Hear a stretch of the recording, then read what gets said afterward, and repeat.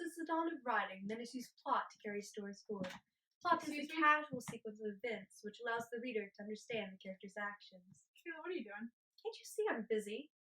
Are you doing that stupid chart thing we learned in middle school? Ah, young one, it's much more than that. Exposition, rising action, climax, falling action, resolution. It makes the story whole. Come on. That's exactly what I said. You just used a weird voice. It's not weird. Moving on. Every story is the beginning, the exposition, where the characters introduced and the settings established. The problem or conflict is also introduced. So it's just the beginning of a book or story. Yes, exactly. So we have the beginning, then we have the middle, and then the end. Yay! Not so fast. The middle is more complicated than you think. It starts with the rising action where everything is built up. The problem is completely unveiled. The Plot Thickens, As I was saying, there are three parts to the middle. Rising action, where the story builds up. The main character is usually put in a difficult situation, such as the highly acclaimed teen novel The Hunger Games. The rising plot would begin once Katniss is placed in the arena. Some of her trials include becoming dehydrated and almost dying, finding herself in the middle of a forest fire and almost dying, and then when she is confronted by tracker jackers, where she almost dies once again, which thankfully do not exist in the real world. Okay then, moving on. Then we have the climax, where the story takes its biggest turn, its plot twist, if you will. Continuing with our Hunger Games example, the climax is found when there are only 3 tributes left in the games. Cato, Katniss, and Peeta fight to the last career falls from the battleground to be eaten by mutant wolves, where they offer their life in order to oppose against the Capitol. Are we really still in Hunger Games? I thought it'd be reasonably relatable to the young people. But let me finish.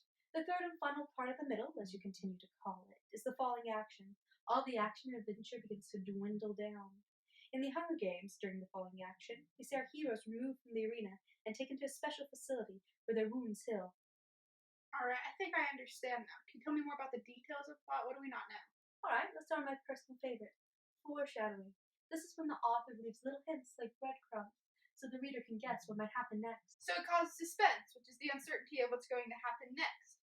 Kind of like in Romeo and Juliet, when we first meet Romeo, and he's all sad because he lost the love of his life, and he's looking for new love, which we all know is Juliet. In a way, yes. And don't forget how suspense intrigues the reader. The author can use a form of intriguing, where a scheme set up by a character which depends for its success on the ignorance of the person or persons against whom it is directed. What? Think about it this way. When the villain in the story is creating an evil plan against the hero, this is intriguing. Finally, we have flashbacks. I remember a time when I was reading a book where the whole story seemed to be a flashback of the person's life. Oh, what was it called? Ah, I remember. To Kill a Mockingbird. Such a detailed book with flashbacks, such as in Chapter 9 when Scout's about to fight with Cecil Jacobs. And then she has a flashback of a scene from her schoolyard, which influences her not to fight. Anything else you want to add? We can't forget about unity of action now, can we? Unity of what now? Unity of action is where a play is limited to a single plot, which was thought of by Aristotle. Oh my, You almost forgot surprise! I have the same reaction to surprise and plot. As I was saying, surprise is when the author throws something unexpected. It's what it sounds like. A good example of this is in the Ruminant Chronicles, Book 1. The author leads the reader to believe that Raphae is the assassin and Caden is the prince, which we learn later on in the book that the roles are switched. It comes as a complete surprise to the reader, especially in the way it makes the reader look at the past actions. You like books a little too much, but I think I understand plot now. You're forgetting one thing. And what would that be? The resolution, the ending of the book. It's where all ends are tied up and everything's okay. Usually. Sometimes things are not okay, and the author refuses to continue writing. And it makes the reader wish you curl into a ball and cry. Kayla, you're a bit dramatic. It's not my fault. And there you have it. Plot. Hold on, let's review real quick. Alright.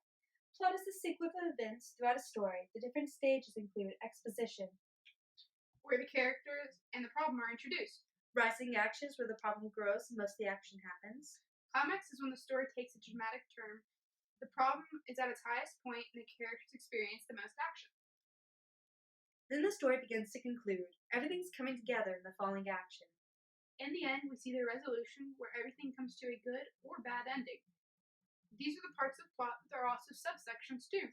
Foreshadowing, the use of hints to help the reader guess what might happen next. Suspense, which is the uncertainty of what's going to happen next. Intrigue is a scheme. Flashbacks are when a character or the whole story thinks back on a previous event. Unity of action is where a play has a single plot. And finally, surprise, where the author throws in something unexpected into the story. Now, why do we learn plot? Because without plot, it's just a bunch of words on the page. There's no story. Do you understand now? Yes, I understood this before we started. Did you?